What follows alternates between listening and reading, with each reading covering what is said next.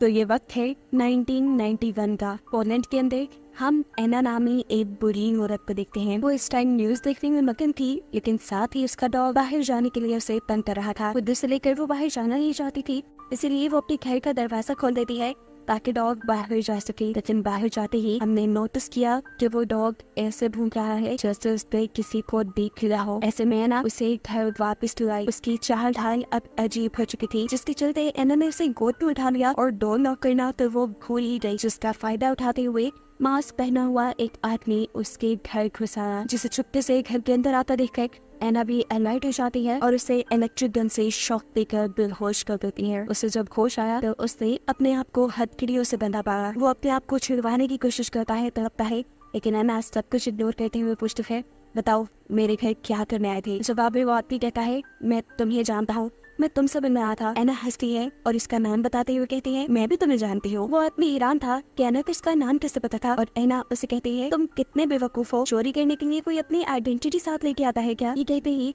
एना phone की तरफ बढ़कर पुलिस को कॉल मिलाने लगती है। ये आदमी कहता है, नहीं ऐसा मत करो, मैं तुम्हें जानता हूँ, तुम्हारा नाम एना नहीं, तुम एक रशियन थी और खुफिया मिशंस के लिए काम करती थी। एना को थोड़ी हैरानी तो हुई कि लड़का उसके बारे में बहुत कुछ जानता था, लेकिन उसने जवाब दिया, जो चाहो कर लो, मुझे फर्क नहीं पड़ता। उसने पुलिस का फोन नहीं काटा। तब लड़का कहता है, मैं जानता हूँ तुम्हें बर्लिन में क्या मिला था। और ये सुनते एना फोन काट देती है और उससे हमें यकीन हो गया कि सच में एना का कोई ऐसा राज था जो उस आदमी को मालूम था। वो आदमी कहता है कि मैं जानता हूँ कि जंग के बाद तुम्हें बर्लिन में कुछ खास मिला था, कुछ ऐसा जिसे तुम एक खास मिशन के तहत छुपा कर बर्लिन से मॉस्को ले जा रहे थे।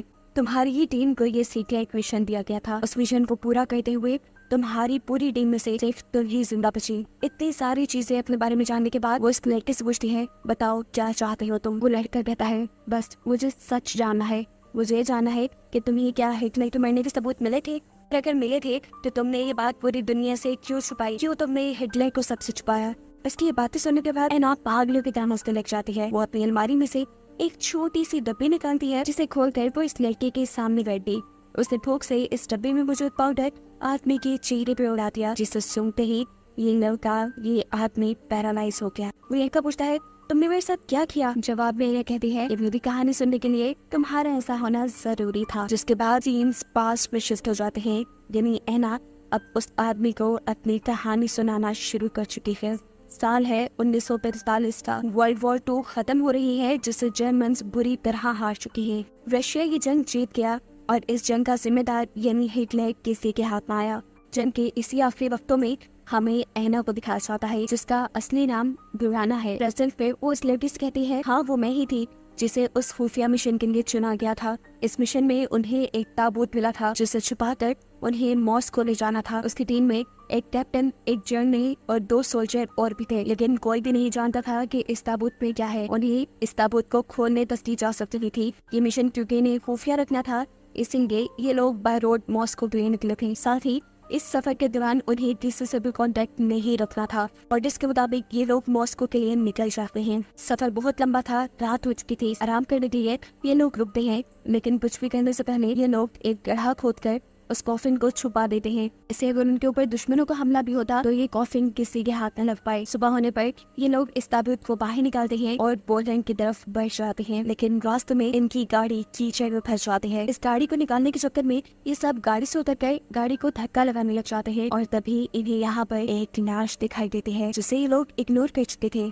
सफर इन्होंने दोबारा शुरू किया। जैसे जैसे ये आगे बढ़ते रहे, मौसम बेहतर होता गया। ये लोग चाहते थे कि इसी बेहतर मौसम में ये लोग ज्यादा से ज्यादा सफर तय कर लें, लेकिन बदकिस्मती से रास्ते में ही इनके ऊपर हमला हो जाता है, जिस हमले में इनके जर्नल मारे जाते हैं। हमला करने वाला एक स्नाइपर था और जंगल में छुपा हुआ था। ये सभी अलर्ट होकर अपने दुश्मन को मार डालते हैं। एनएन सबसे कहती है, हमें जल्द ही यहाँ से निकलना चाहिए, यहाँ पर खतरा है, हो सकता है यहाँ पे और भी दुश्मन हो। लेकिन इनमें से कोई भी एना की बात नहीं मानता और ये लोग यहाँ रुककर अपने जर्नल की लाश को दफनाने का फैसला करते हैं।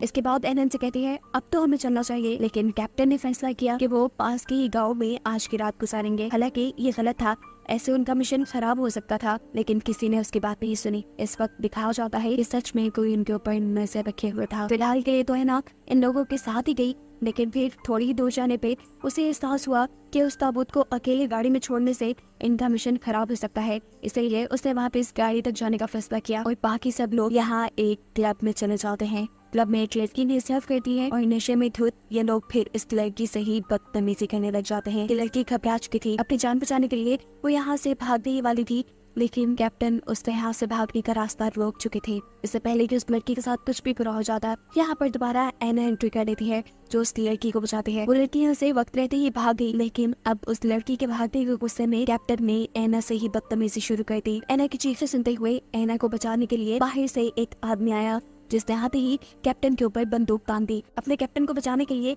एना ही उल्टा उस आदमी के ऊपर बंदूक तान देती है और कहती है अपनी बंदूक नीचे करो। इन सबको लग रहा था कि वो एक जर्मन है, लेकिन वो आदमी बताता है कि वो एक जर्मन नहीं बल्कि यही पोलैंड में रहने वाला एक आम शहरी है। वो यहाँ से एना की चिल्लाने की आवाज़ें सुनते हुए उसे खतरे में जानकर उसे बचाने आया था। अभी ये लोग यही बातें ही कर रहे थे कि इनके पास दूसरे कमरे से गोली चलने की आवाज आती है। कैप्टन और सब लोग जब वहाँ चेक करने के लिए जाते हैं तो देखते हैं कि वहाँ किसी ने जहरीली गैस का हमला किया था और इस जगह पर कैप्टन के सभी सोल्जर्स थे, जिनमें से 2 इसी जहरीली गैस की वजह से मारे जा चुके थे। लूकस यानी वो आदमी जो एना को बचाने आया था, वो बताता है कि ये काम वेयरवुल्व्स का है। वेयरवुल्व्स असल में जर्मन असैसिन्स को कहा जाता है, जो वैसे तो जर्मन फौज का हिस्सा नहीं होते, लेकिन जर्मन फौज के लिए काम करते हैं। यही वेयरवुल्व्स जंगल में छुपकर सभी चीजों पे नजर रखते हैं और उनके दुश्मनों के यहाँ आने पे अपने दुश्मनों को खत्म कर देते हैं। अब क्योंकि एना की पूरी टीम रशिया से थी, इसलिए उन्हें दुश्मन जानकर उनके ऊपर वेयरवुल्फ से हमला कर दिया। ये जो जहरीली गैस इन्होंने यहाँ फैलाई थी वो जहरीले मशरूम्स की थी, जो पहले तो इंसानों के दिमाग में जाकर उन्हें हेलुसिनेट करती है, यानी उन्हें अजीबोगरीब चीजें दिखाती है और फिर उन्हें मार डालती है। ये सब बातें सुनने के बाद एना को अपने उस साथी का ख्याल आता है जिसको वो अपनी जीप में मौजूद कॉफिन के पास छोड़कर आई थी। वो अपने कैप्टन से कहती है कि मैं जल्द ही उनकी मदद के लिए पहुंचना चाहिए, लेकिन अब बहुत देर हो चुकी थी क्योंकि वेयरवुल्व्स ने उनके ऊपर भी हमला कर दिया था। इस हमले में किस्मत से एक सोल्जर बच गया, जिसने अपने दुश्मनों पे भी गोलियां चलाई और ऐसे अपने एक दुश्मन को तो मार दिया, लेकिन अब खुद भी उसके ऊपर ये गैस असर करने लगी थी। उसे हेलुसिनेशन चलने लगे थे, अजीबोगरीब चीजें दिखाई देने लगी थी। इससे पहले कि वो भी मर जाता, यहाँ पर कैप्टन और एना आ जाते हैं उसे बचाने के लिए। वो लोग ऐसे बचा लेते हैं और अब एना कैप्टन से कहती है, देखिए वो दुश्मन हमारी वैन भी ले गई है, हमें जल्द से जल्द यहाँ से निकलना चाहिए उस ताबूत को लेकर। लेकिन कैप्टन ने एना को जवाब दिया, नहीं ऐसे नहीं जाएंगे, हम अपना बदला लेकर जाएंगे अपने दुश्मनों से। एना ने इसे समझाया कि ये सिचुएशन बदला लेने वाली नहीं है, इस वक्त हमारे लिए जरूरी है हमारा मिशन पूरा करना, आप अपने मिशन से भटक रही हैं। लेकिन कैप्टन ने इस मर्तबा भी एना की कोई बात नहीं सुनी। अब जवाब में वो आदमी लूकस जो कि एना को बचाने के लिए आया था और अब तक इनके साथ था, वो कैप्टन को समझाता है कि एना सही कह रही है, आपको उनकी बात मान लेनी चाहिए, आपको सबसे पहले इस ताबूत को कहीं छुपाना चाहिए, अगर तो ये आपके लिए इतना जरूरी है। कैप्टन सवाल करते हैं, मगर कहाँ? जवाब में वो कहता है, मैं ऐसी जगह जानता हूँ जहाँ आप इस ताबूत को छुपा सकते हैं। कैप्टन को इस पर भरोसा तो नहीं था, लेकिन फिलहाल उसकी बात मानने के अलावा उनके पास कोई चारा नहीं था, इसलिए वो भी मान गए। उनके यहाँ से जाने के ठीक कुछ ही देर बाद यहाँ पे जर्मन सोल्जर्स आए। जर्मन का कैप्टन अपने सोल्जर्स पर गुस्सा था क्योंकि उन्होंने हमला करने में जल्दी कर दी थी। उन्हें भी रशियंस को मारना नहीं था, बल्कि उन्हें रशियंस का वही ताबूत चाहिए था जिसे वो छुपा रहे थे, यानी ये लोग भी उसी ताबूत के पीछे थे। कैप्टन कहता है, तुम्हारी इतनी सी बेवकूफ़ी ने सारा प्लान फेल कर दिया, अब मुझे किसी भी हाल में वो कॉफिन चाहिए, जाओ जाकर ढूंढो उन्हें। मालूम होता है कि ये जर्मन बर्लिन से ही उस कॉफिन का पीछा करते करते यहाँ पहुंचे थे। ये जर्मन्स जहाँ खड़े होकर बातें कर रहे थे, वहीं पर हमें एक रशियन सोल्जर यानी एना का साथी देखने को मिलता है, जिसे हम समझ रहे थे कि वो मर गया। वो अभी मरा नहीं था, वो सिर्फ बेहोश हुआ था और अब उसे होश आ चुका था। वो किसी तरह अपने साथियों के पास जाना चाहता था, इसलिए इन रशियन से छुपकर वो जंगल के रास्ते पे निकल गया और रास्ते में उसे मिली वही लड़की जिसे हम पहले क्लब में देख चुके हैं। वो बहुत ही ज्यादा घबराई हुई थी क्योंकि रशियन सोल्जर ने भी उसके साथ अच्छा बिहेव नहीं किया था और जब वो घर वापस जा रही थी तो उसे एक जर्मन ने पकड़ लिया था, जिससे भी वो बहुत ही मुश्किल से जान छुड़ा कर आई थी। उसे लग रहा था कि अब माइकल नाम का ये फौजी भी उसी का फायदा उठाने के लिए आया है, लेकिन माइकल उसे कहता है, नहीं मेरा यकीन करो, मैं तुम्हें कोई नुकसान नहीं पहुंचाऊंगा, बस मुझे इतनी सी मदद चाहिए कि तुम मुझे इस जंगल से निकाल कर किसी गांव तक पहुंचा दो। वो लड़की मान जाती है कि लोग आगे बढ़ जाते हैं। इससे पहले कि ये लोग जंगल पार कर लेते, जर्मन्स की नजर माइकल पे पड़ जाती है और वो उसके ऊपर गोलियां चलाना शुरू कर देते हैं। माइकल तो फौजी था, इन गोलियों से बचना जानता था, लेकिन इस सारी फायरिंग के नतीजे में वो बेचारी मासूम लड़की मारी गई। इसकी मौत से माइकल को बहुत दुख हुआ। माइकल इस लड़की के पास बैठा हुआ था कि दोनों जर्मन्स जिन्होंने इनके ऊपर हमला किया था वो इनके पास आ गए, जिनमें से एक को माइकल ने चाकू मार के खत्म कर दिया, लेकिन दूसरा सोल्जर माइकल को पकड़ने में कामयाब हो गया। सीन कट होकर दूसरी तरफ हम कैप्टन एना और लुकस को देखते हैं, जो कि हिटलर की लाश के साथ एक घर के पास आ चुके थे। कैप्टन एनिस कहता है, हम इस आदमी पे भरोसा क्यों कर रहे हैं? तब एना उसे जवाब देती है, भरोसे के लायक तो तुम भी नहीं, फिर भी मैं तुम्हारे साथ हूँ ना। अगर हम इस मिशन के बाद वापस जा पाए तो देखना, सबसे पहली रिपोर्ट में तुम्हारी करूंगी। कितने रूल्स तोड़े तुमने। खैर, अब ये लोग हिटलर के कॉफिन को लेकर घर के अंदर चले जाते हैं। इनकी बदकिस्मती के अंदर जाता हुआ इन्हें एक जर्मन देख चुका था। घर का मालिक एक ओल्ड कपल था, जो लोग कॉफिन को देखकर समझ जाते हैं कि इस कॉफिन में लाश है। वो एक लाश को अपने घर नहीं रखना चाहते थे, लेकिन यहाँ कैप्टन उन्हें समझाने की कोशिश करता है, नहीं, इसमें कोई लाश नहीं। उनको यकीन दिलाने के लिए ये लोग इस कॉफिन को खोल देते हैं और ये देखकर ये सब हैरान हुए कि इस कॉफिन में थी हिटलर की लाश, जिसके बारे में एना पहले से ही जानती थी, लेकिन एना को ये बात खुफिया रखनी थी। हिटलर की वजह से ये जंग हुई थी और अब लोग हिटलर की लाश को सबको दिखाकर ये बताना चाहते थे कि कैसे उसकी सोच और वो खुद मारा गया। लुकस इस लाश को देखकर गुस्से में आ जाता है और उसे बहुत ज्यादा मारने लग जाता है, लेकिन यहाँ एना उसे संभालती है और कहती है कि ये लाश हमारे लिए बहुत बड़ा सबूत है, फिलहाल हमें इसे कहीं छुपाना होगा। इसीलिए लुकस के साथ मिलकर ये लोग इस लाश को बैकयार्ड में छुपा देते हैं। दूसरी तरफ दिखाया जाता है कि जर्मन्स के पास उनके साथ ही माइकल को ले आए थे। माइकल यानी रशियंस का आदमी, जिसे देखते ही जर्मन कैप्टन गुस्से में आ जाता है और उससे कॉफिन के बारे में सवाल जवाब करने लगता है। लेकिन अभी माइकल को भी इस कॉफिन का नहीं पता था। अगर पता होता भी तो वो शायद बिल्कुल ना बताता। इसी गुस्से में कैप्टन एक बम के सर के उसकी आंखें जाया करने का फैसला करता है, लेकिन इससे पहले कि वो ये कर पाता, उसका अपना ही साथी आकर उसे खुशखबरी देता है कि उसे पता चल गया है कि रशियंस ने वो कॉफिन कहाँ रखा। ये बात सुनते ही जर्मन के मुंह पे एक खुशी की लहर दौड़ी थी। ये सब लोग माइकल को लेकर अब इस घर तक आ जाते हैं। माइकल यानी एना के एक साथी को बंदी बनाते हुए वो एना की पूरी टीम से ये डिमांड करते हैं कि तुम उस कॉफिन को हमें दे दो, हम तुम्हारे बंदे को आजाद कर देंगे। लेकिन ये डील मानना उनके बस में नहीं था। एना अब खिड़की से ही उस आदमी के ऊपर गोली चलाती है जिसने माइकल को पकड़ा हुआ था, लेकिन इस हमले का कुछ फायदा नहीं होता क्योंकि गोली सिर्फ गर्दन को छूकर गुजर गई थी और इसके गुस्से में ही उस आदमी ने माइकल की कमर में एक छुरा खोप दिया था। अब जंग तो होनी ही होनी थी। ये लोग अपने घर के सारे खिड़कियां दरवाजे बंद कर देते हैं, लेकिन जर्मन भी इनके ऊपर हमला कर ही देते हैं। ये लोग भी चुपके से अपने बचाव में फायरिंग करने लगे और यहाँ जंग का एक माहौल बन गया। इसी जंग के दौरान हम देखते हैं कि एना का यानी रशियन का कैप्टन बाहर जर्मन के पास चला गया। उसे मरने से डर लगता था और ऐसी जंग में तो कोई भी मर सकता है।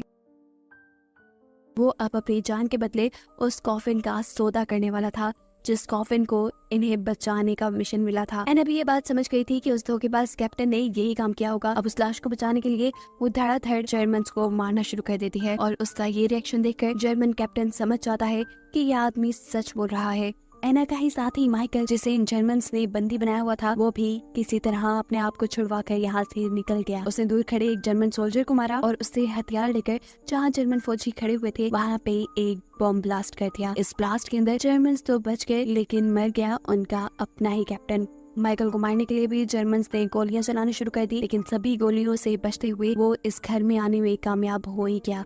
लेकिन अब फायदा नहीं था क्योंकि जर्मन ये घर जला चुके थे। अपनी जान बचाने के लिए जैसे ही ये लोग घर से बाहर निकलते हैं तो देखते हैं कि बाहर कोई भी जर्मन नहीं था। बैकयार्ड का भी दरवाजा खुला हुआ था और दूर जर्मन की गाड़ी भाग रही थी। साफ मतलब था कि वो हिटलर की बॉडी ले गए। माइकल ने एना को बताया कि मैंने उनकी बातें सुनी थी, वो चर्च की तरफ जा रहे थे, इसलिए ये सब लोग भी चर्च की तरफ भागते हैं। और यहीं चर्च के अंदर अब हम जर्मन कैप्टन को देखते हैं, जो अपने साथियों से कह रहा था हमें इस लाश को खराब करना होगा, इसका पोस्टमार्टम करना होगा और सब रिकॉर्ड भी करना होगा ताकि लोगों को हिटलर के मरने की सच्चाई पता न चले। वो चाहता था कि लोग ये सच्चाई ना जाने कि जिस सोच के लिए हम लोग मरे वो सोच देने वाला आदमी भी मर गया। ये लोग अब अपनी तैयारी शुरू करके हिटलर का पोस्टमार्टम करना शुरू कर देते हैं। वो जी तोड़ कोशिश कर रहे थे ये प्रूफ करने की कि ये हिटलर की लाश नहीं है। इसी दौरान एना और उसके साथ ही चर्च की विंडो से यहाँ पर उसी गैस से हमला कर देते हैं, जिस जहरीली मशरूम वाली गैस से सबसे पहले जर्मन्स ने उनके ऊपर हमला किया था। इस गैस की वजह से ये लोग हेलुसिनेट करने लगे, यानी इन्हें अजीबोगरीब ख्याल आने लगे और ये लोग अपने मिशन से भटक गए। ऐसे में एना और उनके साथियों ने मिलकर इन सभी जर्मन्स के ऊपर हमला कर दिया। इस जहरीली गैस के फैलने की वजह से अंदर आग भी लगना शुरू हो चुकी थी। इसी चीज का फायदा उठाते हुए एक जर्मन सोल्जर चर्च को बाहर से बंद कर देता है ताकि कोई भी अब इस चर्च से बाहर ना आ सके। आग को भड़काने के लिए वो अंदर एक शराब की बोतल फेंकने वाला था, लेकिन इससे पहले कि वो ऐसा करता उसे एक आदमी देख लेता है।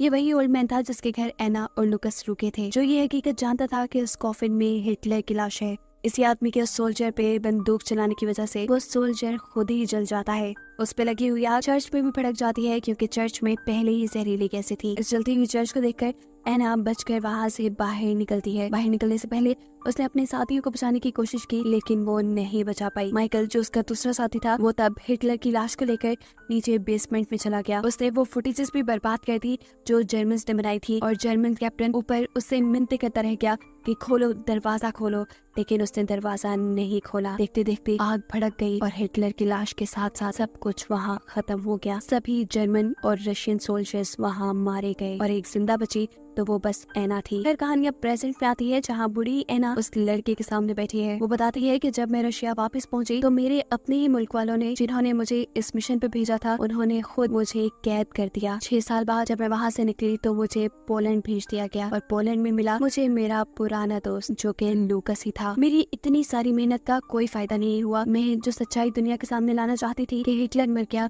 उसकी सोच खराब थी, वो एक बुज़दिल इंसान था, ये मैं साबित नहीं कर पाई। अपनी पूरी कहानी बताने के बाद एना दुखी थी। वो अब एक गिलास में कुछ मिलाती है और उस लड़के को पिला देती है। ये जहर था जो एना के लिए उस लड़के को पिलाना जरूरी हो गया था, क्योंकि अब उसे एना की कहानी पता थी। मरने से पहले एना ने इस लड़के के सामने एक बॉक्स खोला। इसके अंदर क्या था ये तो नहीं दिखाया गया, लेकिन हमें ये लग रहा है कि इसमें जरूर हिटलर का ही सेव किया हुआ सर था, और शायद इसी सर को लेने के लिए ये लड़का यहाँ तक आया था, जिसे मरता दिखाते हुए ये कहानी यहाँ खत्म हो जाती है।